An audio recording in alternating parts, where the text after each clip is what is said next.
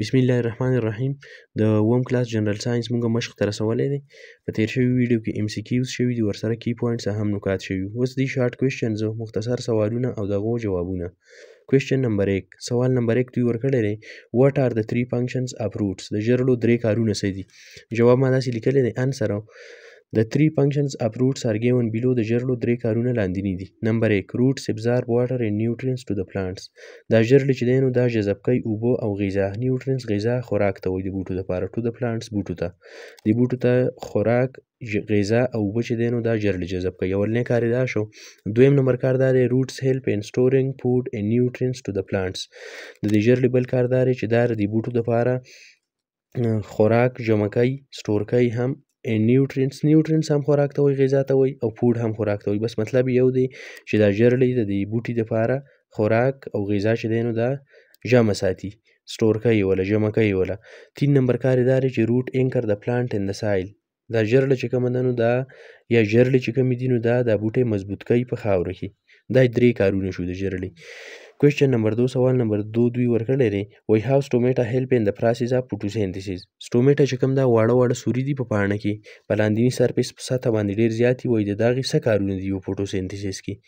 کارونه یې څه دي د stomata؟ سوال دا دی. جواب یې داسې شو answer when the air temperature rises the stomata opens the pores to let carbon dioxide in. after entering through the plant start preparing food through photosynthesis. دوی داسې وایي چې کله د هوا ګرمایش سیوا شي when the air temperature rises، کله چې د هوا ګرمایش څه شي؟ سیوا شي. نو stomata څه کار وکړي دا واړه سوري؟ د stomata opens the pores. نو دا stomata د خپل واړه سوري کولاو کړي to let carbon dioxide in، چې کاربن ډای اکساید دننه راکاږي ځان ته. after entering through the plants، چې کله د کاربن ډای اکساید د بوټي ته دننه شي نو پلانټ څه کار وکړي؟ پلانټ start preparing food، بوټی خوراک تیارول شروع کړي through photosynthesis، د فوټوسینتھیسس عمل په ذریعه باندې. نو خبره دا ده چې کله نور راوخیږي او موسم ګرم شي، هوا ګرمه شي، فضا ګرمه شي، ټمپریچر زیات شي، نو د stomata چې کوم دی نو دا د خپل سوري کولاو کړي او کاربن ډای اکساید ګیز ځان ته د ماحول نه رادننه کړي، راکاږي. نو د نور د رڼا په موجودګۍ کې بوټی خپل خوراک تیاروي. دا تاسو ویل دي. نو دغه شانتې دا کار کوي. تاسو نه تپوس دا کړی چې دا په فوټوسینتھیسس کې څنګه هیلپ کوي. ما دا دې څنګه کوي. کوېشن نمبر 3 دوی دا ورکړی دی وایي why respiration take place in plants. په بوټو کې respiration د ساه اخیستلو یا د تنفس دا نظام ولې کیږي؟ دا عمل ولې کیږي؟ نو انسر یې داسې دی چې د plants need energy، بوټو ته د طاقت ضرورت دی.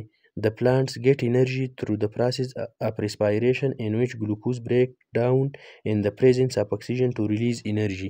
د بوټو ته د خوراک د طاقت ضرورت وي، د انرژي. نو دا بوټي داسې کار وکړي چې دا get energy طاقت اخلي through the process of respiration. دا د respiration د عمل تنفس په ذریعه باندې خوراک اخلي ځان نه، حاصله یې، او په هغه کې داسې چل کوي په هغه تنفس په نظام کې in which glucose break down، چې په هغه کې ګلوکوز مات شي in the presence of oxygen، د اکسیجن په موجودګۍ کې to release انرژي، چې د دې بوټي دپاره طاقت او قوت خارج کړي. نو د دې لپاره دا بوټی چې دی نو ریسپایریشن کوي او دې ته ضرورت ځکه دی چې دا ترې خپل طاقت او خوراک حاصلوي. د دې په ذریعه باندې دې ته خوراک او طاقت میلاو شي. خوراک خو دی په خپله تیاروي، خو هغه په داسې شکل کې چې دی استعمالولی نه شي. نو دا ریسپایریشن وکړي، اکسیجن ګیس واخلي او هر یو سیل ته هغه ورسي، هلته د ګلوکوز سره یو ځای شي، بریک ډاون یې وشي، ګلوکوز مات شي او طاقت او انرژي ته یې راوځي. د دې ځای پورې دا پوره دي.